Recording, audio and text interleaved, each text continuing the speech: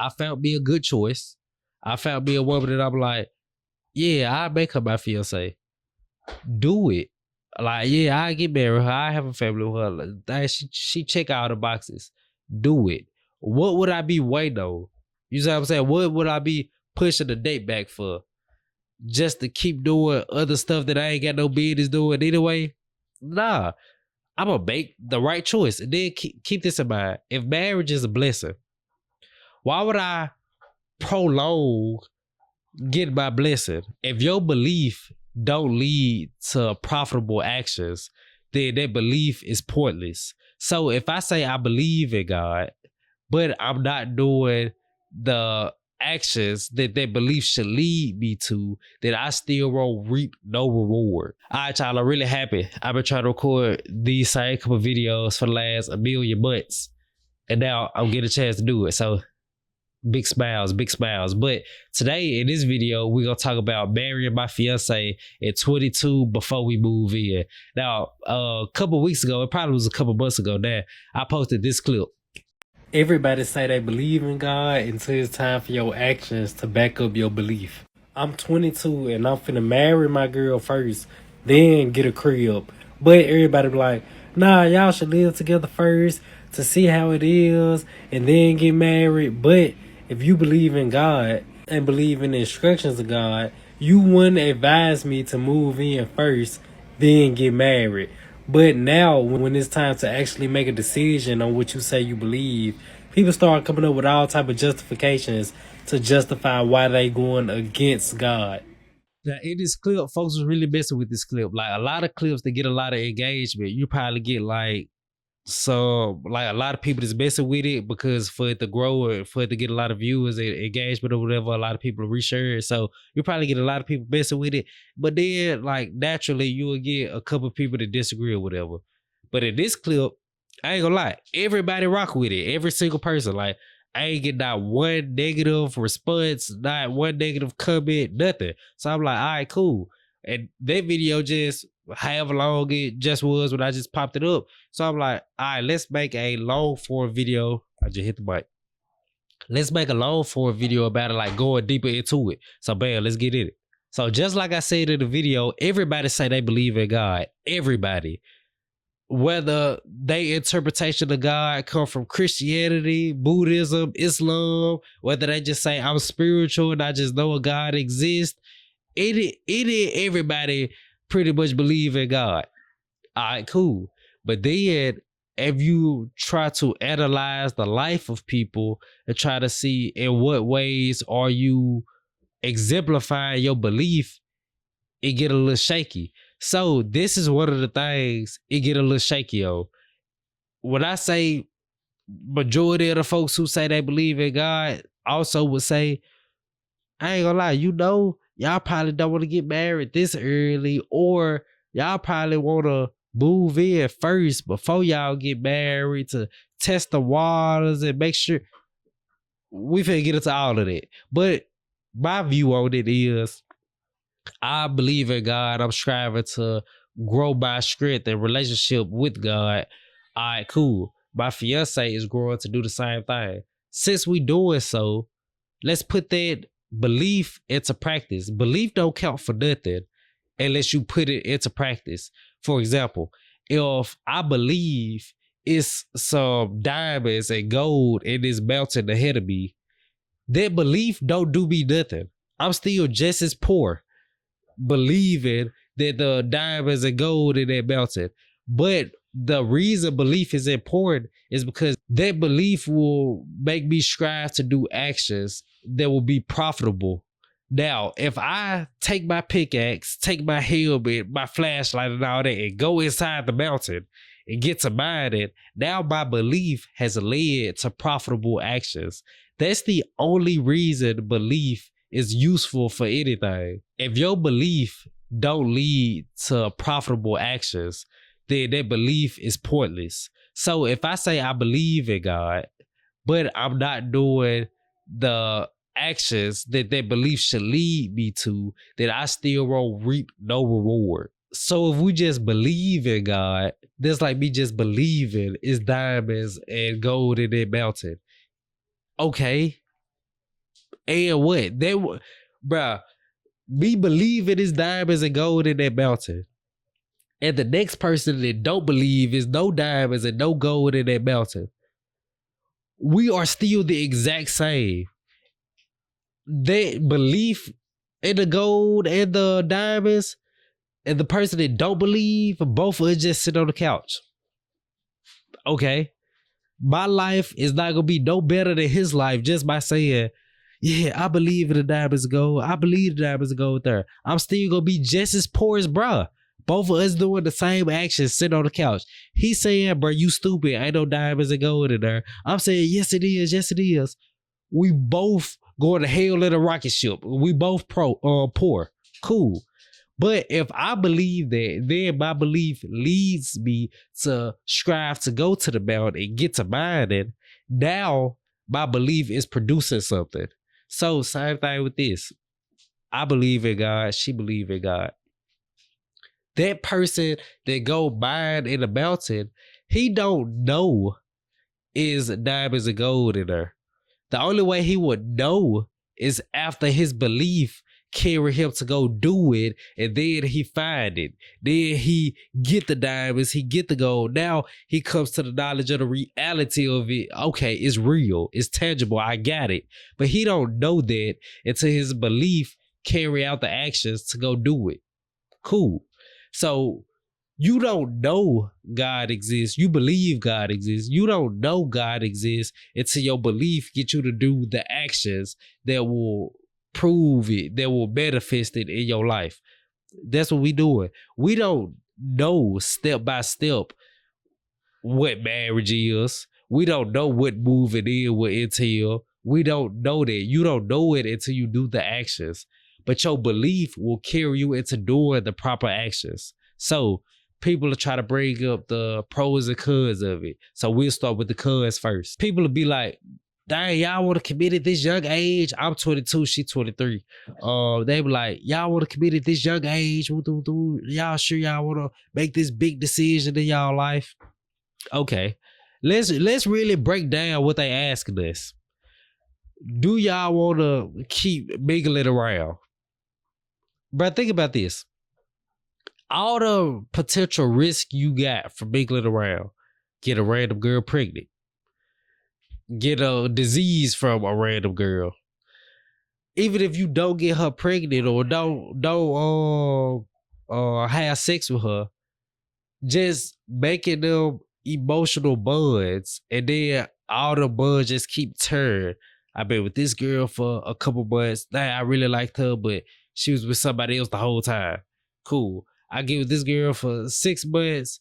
I didn't really like her like that. I had nobody else to talk to. I just wasted 6 months of my life.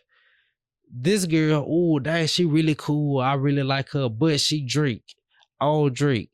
She try to persuade me to drink. Bro, the influence to, what's the word I'm looking for? To impress. I was going to say improve. The desire to impress the opposite sex is one of the main reasons folks try new things or do new stuff. And I'm talking about the majority of people.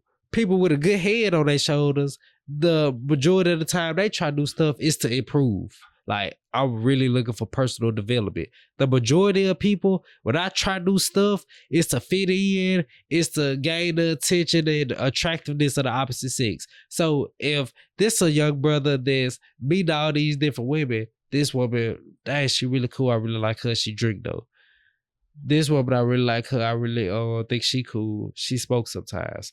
I might say, all right, let me try a little smoke. Let me try a little drink. You see what I'm saying? So these are the influences you opening yourself up to, and the dangers you opening yourself up to by constantly mingling around and staying single right now, not trying to make this big commitment. No, bro.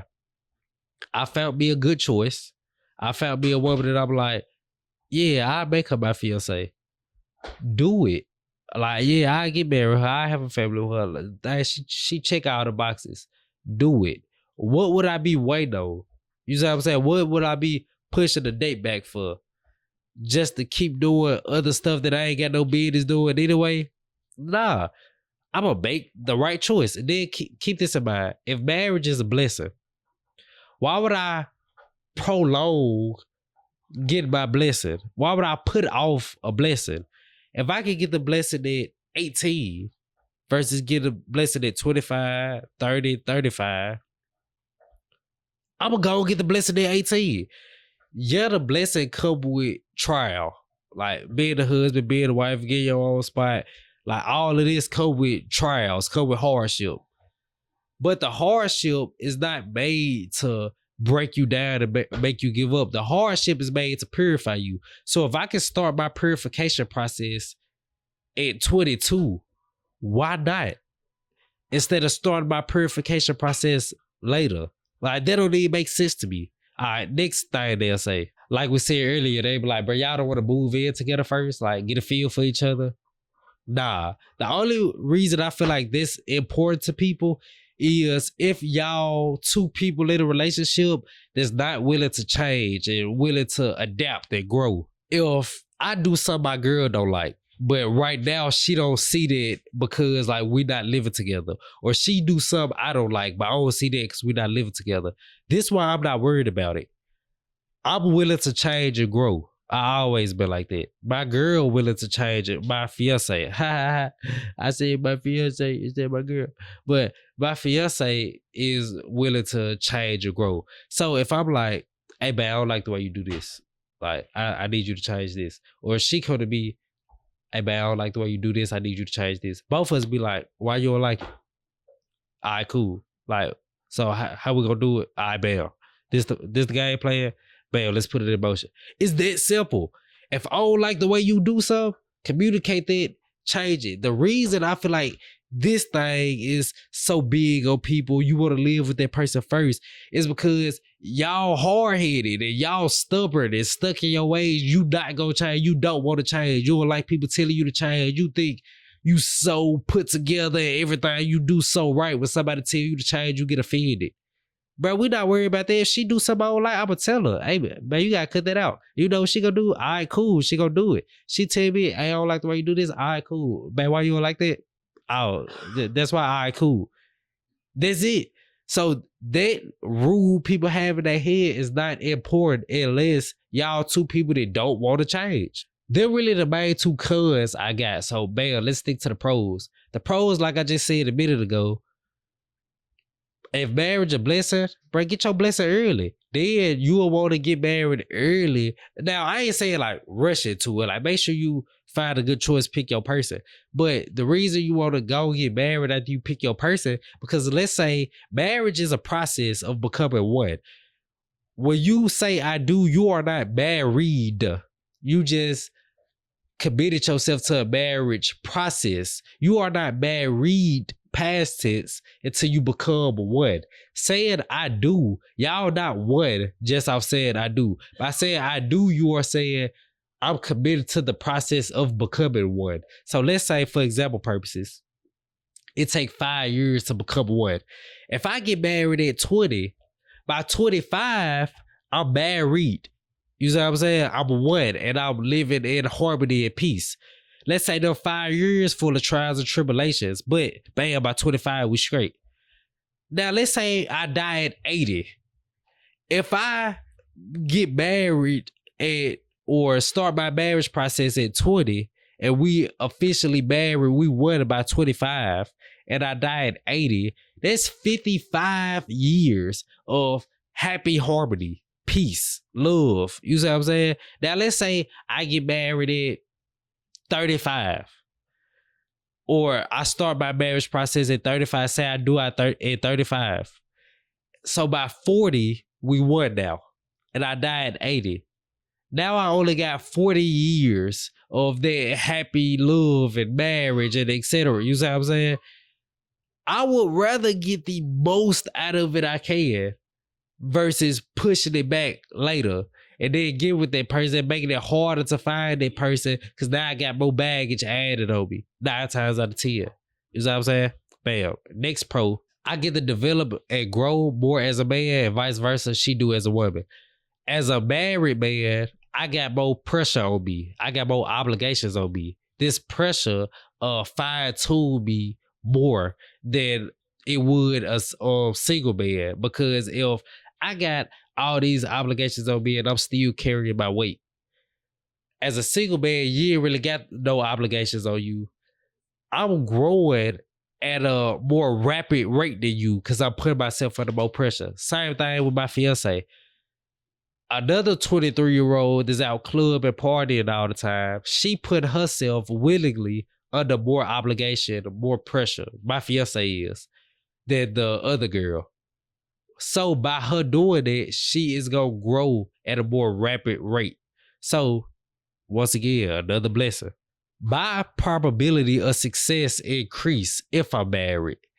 Majority of the time, a lot of dudes spend with their free time is I'm trying to say this in the right way, trying to chase women, trying to lay down in bed and do what they do, trying to get their sexual attention from women. And even if it's a brother that ain't just trying to come out here and have sex all day, even if he just really looking for a woman, like really looking for a partner, looking for a wife, he's still spending a lot of time in that 9 times out of 10. Now we talk about the majority of people. So don't try to bring me the 1% of examples of men who just all the way disciplined and focused, they got their life together and the women come to them.